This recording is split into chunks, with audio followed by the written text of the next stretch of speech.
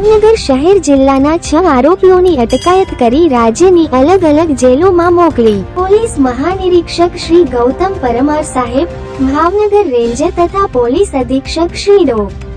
હર્ષદ પટેલ સાહેબે Bhavnagar local crime બ્રાન્ચના police ઇન્સ Shri કે એસ પટેલ તથા જિલ્લાના થાણા અધિકારીશ્રીઓને ઇંગ્લિશ દારૂ,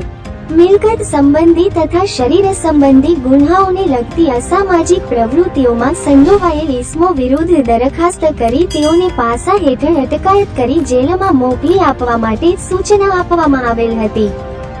ભાવનગર લોકલ ક્રાઇમ બ્રાન્ચ તથા ભાવનગર જિલ્લાના ગંગાજળિયા, મહુવા, શિહોર તથા વલ્લભીપુર પોલીસ સ્ટેશન દ્વારા અગાઉ ઇંગ્લિશ દારૂની ગેરકાયદેસરની પ્રવૃત્તિઓમાં સંડોવાયેલ ઇસમો તથા માથાભારે ઇસમો વિરુદ્ધ પાસા અંગેની દરખાસ્ત તૈયાર કરી જિલ્લા મેજિસ્ટ્રેટ શ્રી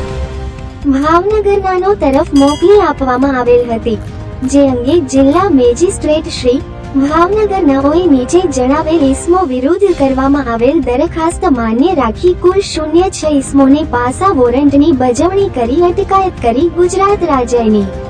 અલગ અલગ જેલોમાં મોકલી આપવામાં આવેલ. અન્ય જિલ્લાની જેલોમાં મોકલી દેવાયા છે, જેમાં બુટલેગર ભાવેશ વીરાભાઈ વાસિયાઉ વ 33 રે વાઘનગર મહુવા વાળાને વડોદરા સબ જેલમાં, બુટલેગર યોગેશ બાલકૃષ્ણ મહેતાઉ વ 44 રે કૃષ્ણનગર પ્લોટ નં 26 સિહોર વાળાને રાજકોટ